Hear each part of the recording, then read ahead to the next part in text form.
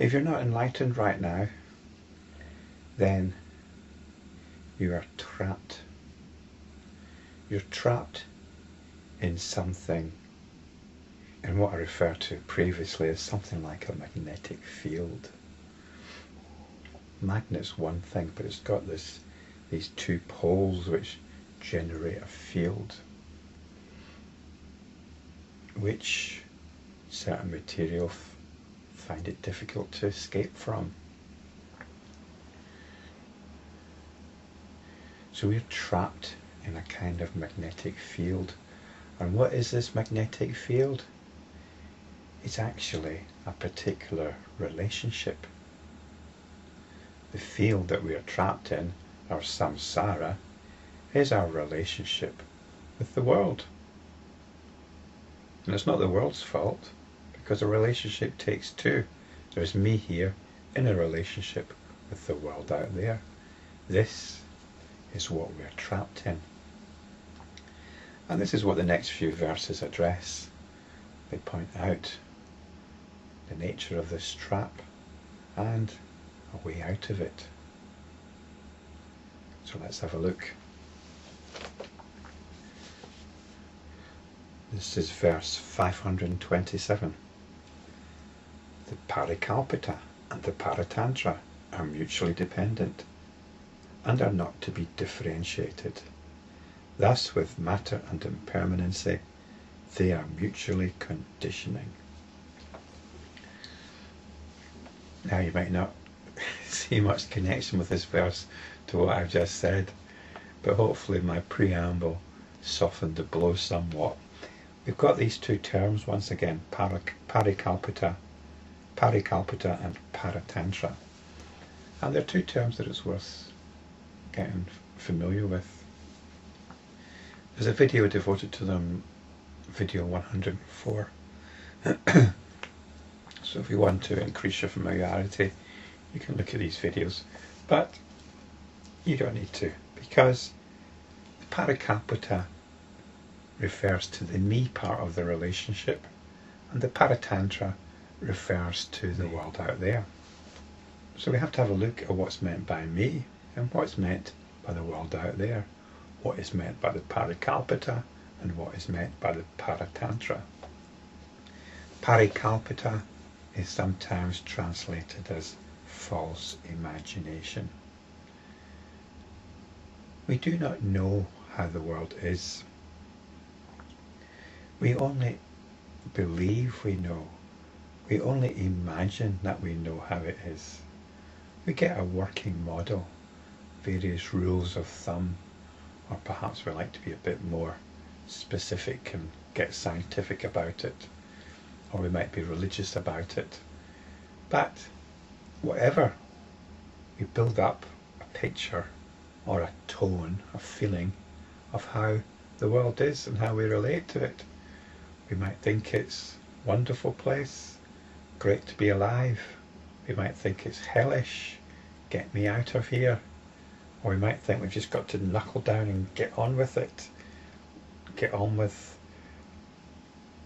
being a family member, or get on with being an employee, or get on with being whatever. So we all have an idea of the nature of the world, and this is the Parikalpita. It's very much determined by our own psychology, the pattern of our moods, how we imagine the world to be. It's determined by the culture in which we find ourselves, or the subculture. Maybe we even react against that culture. Whether we react against it or not is still defined by the culture in which we find ourselves. But how we respond to that culture is very much dependent on our own moods, our own psychology, our mood patterns, our mood habits. This is the Parikalpita. The Paratantra is that culture that we find ourselves in. It's conventional reality. It might be scientific, it might be religious, it might be political, it might be utopian, it might be dystopian, who knows. And we're told that they are mutually dependent. that we're in a relationship with it. According to our disposition, according to our moods, we take parts of that there to confirm and fuel our moods, our mood pattern. Doesn't matter whether these moods are painful or pleasant, we fuel them. It's a peculiar thing, but that's the way it is. We reinforce negative moods. We reinforce positive moods if that's the way we're inclined.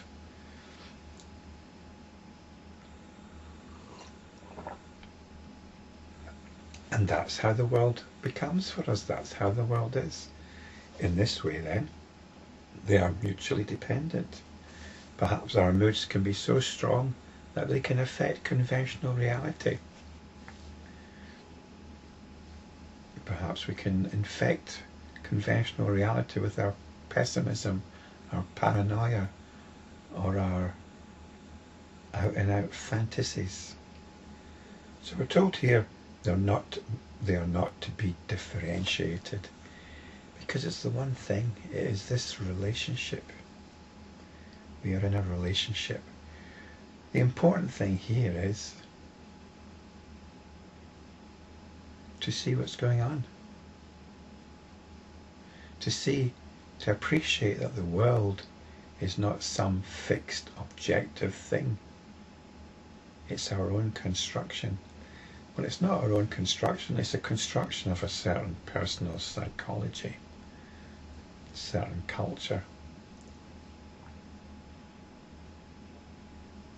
I say it's not my own because spiritually we move beyond not only identifying with a particular culture, a particular conventional reality, we move beyond our own personal psychology, our own mood habits. This is the challenge of enlightenment practice. Now, the next phrase, we get down to a bit more of the nitty-gritty. Thus, with matter and impermanency, they are mutually conditioning. This term mutually conditioning, I see it like the two poles of the magnetic field. Perhaps the pole is consciousness and the field is the relationship that consciousness generates between an imagined me and an imagined world. So let's look at this matter and impermanency. So we've got another two poles here, mutually conditioning. Matter clearly relates to this idea of the external world, and impermanency relates to the imaginary aspects of it. But let's not get too conceptual here, because as I said, we're not just looking at the situation, we're looking for a way of resolving it, and this gives us a step, and this gives us a possibility here. Matter is what the word rupa is usually translated as, matter or form. Matter is what attracts the attention. In a more everyday sense though, matter is what we regard as solid. Now, matter is simply an idea. We do not experience matter. What we actually experience, and this is what we have to come back to, we have to come back to experience. What we actually experience is resistance, limitations to movement. So this is what matter really is as a sensation. It's resistance, limitations. There are degrees of resistance, and this is spelled out in the ancient model of the four elements. This resistance, matter, is represented as earth. Freedom of movement is air. Relative freedom is air. Matter represents that which we cannot proceed against. Water gives resistance, but we can still by adapting our mode of travel, maybe by boat or by swimming, we can get some freedom. Fire, heat, yeah, the fourth element is resistance of this wall of flame. But perhaps it's possible to jump through it, assuming there's not another fire on the other side. We might actually get through something. So these are different modes of resistance. On a personal level, the resistance I'm feeling much of the time is to do with mobility. I've made allusion to this before. I've got pain in my lower legs, which is making it difficult to walk. So pain is actually a form of matter here, it's a form of resistance. Now what we're doing here is coming back from notions of an outside world to our own direct experience. This is the direction we have to go in, away from ideas to immediate experiencing. So pain is one way of bringing my attention back here. The one which gives us most resistance, the one which traps us most, is the pattern of our own moods, our mood pattern. I had a hospital appointment recently about my condition, and I was given an injection in the backside, a steroid of some sort. I was told it would alleviate the symptoms. It didn't. But what it did do is dislocated me a little bit from the pain, in the same way cocodamol does, codeine. Which was a bit unfortunate, because I mentioned recently how when I lie back I could tune into what I was experiencing as pain and actually find it coursing through my body, what I might call my energy or subtle body. It was actually quite wonderful. The steroid has just done away with that possibility. So the point I'm making here is, though, it's good to have this stuff going on inside, because this gives us something to work with. This gives us something to work with. Our moods.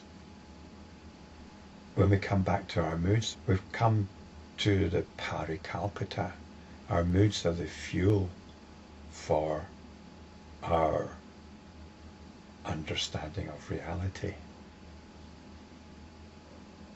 And in doing so, we're moving from matter to impermanency, which is good because our moods are the trap which we're stuck in, but they're impermanent.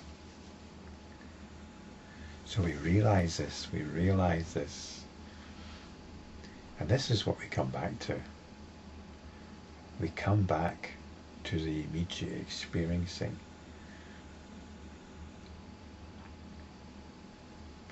We come back to what we could call the energy of our own body, because this is what our moods and emotions inhabit.